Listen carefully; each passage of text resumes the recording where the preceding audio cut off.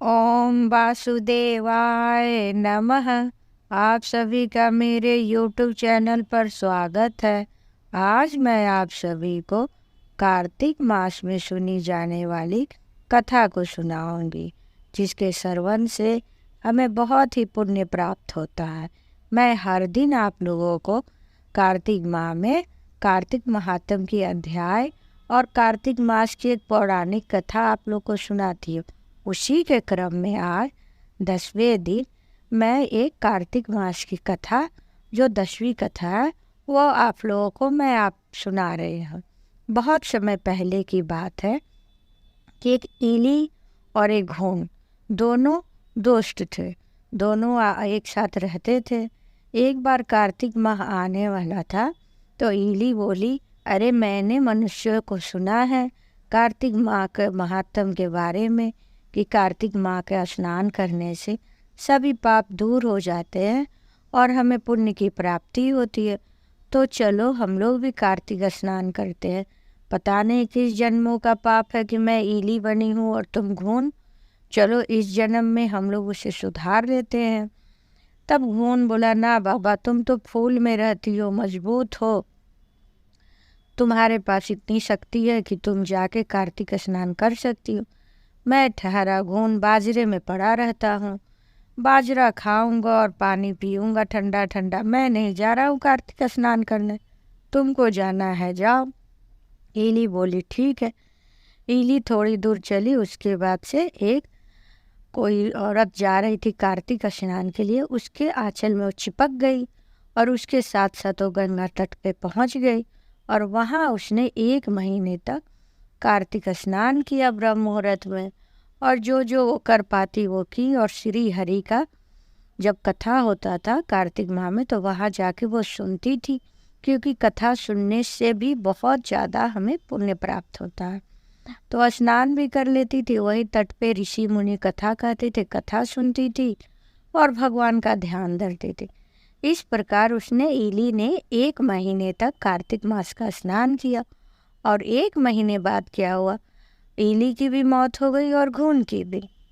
ईली जो है वह दूसरे जन्म में एक राजा के घर राजकुमारी के रूप में पैदा हुई, और उसी राज्य में एक गधे ने भी जन्म दिया, एक गधी ने जन्म दिया गधे को। तो वो वहाँ पे वो घून जन्म लिया। इस प्रकार से दोनों उस राज्य में बड़े होने लगे। और जो ईली से राजकुमारी बनी थी वो बड़े ही धर्मात्मा स्वभाव की थी और बहुत ही अच्छे उसके गुण और लक्षण थे। फिर कुछ दिन बाद जब वो बड़ी हो गई तो उसके पिता ने पड़ोस के राज्य के राजकुमार से राजकुमारी की शादी कर दी। अब राजकुमारी जो है जाने लगी, विदा होने लगी, तो महाराज से अपने पिता से बोली, पिताजी मुझे कुछ चाहिए। तो महाराज बोले, अरे बेटा, ये तो सब तुम्हारा ही है, पुत्री तुम जो चाहो ले सकती हो। तो उसने कहा, ये गधा मुझे चाहिए। महाराज बोले, अरे ये भी कोई मांगने की वस्तु है, तुम गधा मांग रही हो? वो बोली, नहीं मुझे यही चाहिए। बोले, जैसे तुम्हारी इच्छा।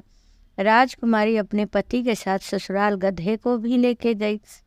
जब गधा को वहाँ लेके गई तो उसे उसने पीछे सीढ़ी के पीछे बांध दिया और वहाँ पे वह रहने लगी।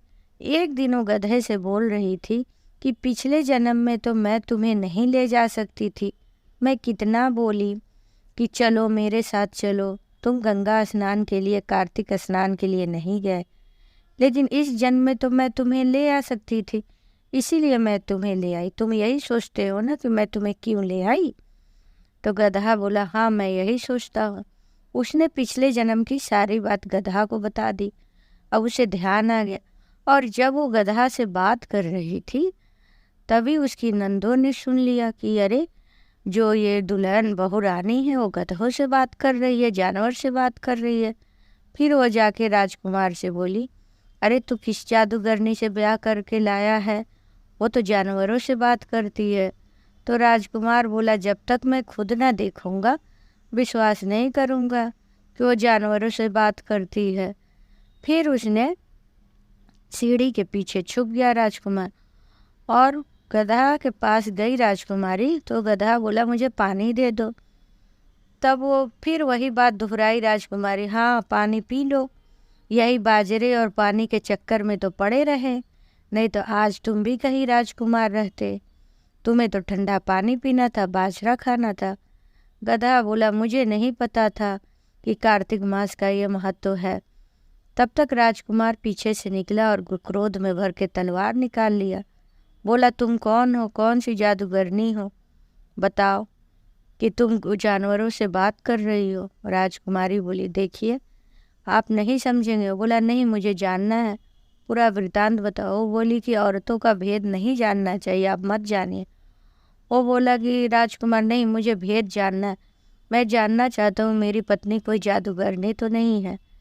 फिर राजकुमारी ने राजकुमार से सारे वृतांत पिछले जन्म के बता दी कि मैं पिछले जन्म में ईली थी और ये गधा जो है वो ऊन था। मैंने इसे कार्तिक स्नान के महत्व के बारे में बताया था, मैं मनुष्यों को बात करते हुए सुनी थी, ये नहीं माना। मैं कार्तिक स्नान की, भगवान का गुणगान की, भजन कीर्तन कथा सुनी, तो मैं राजकुमारी के रूप में पैदा ली इस नगर में, और उसी नगर में यह बाजरे और पानी पीने के चक्कर में स्नान करने नहीं गया, तो एक गधे के रूप में पैदा हुआ। राजकुमार बोला, अच्छा ये बात है, मैं नहीं जानता कार्तिक माह का इतना महत्व है, इतना उसका पुण्य है। राजकुमारी बोली, हाँ इतना ही पुण्य है।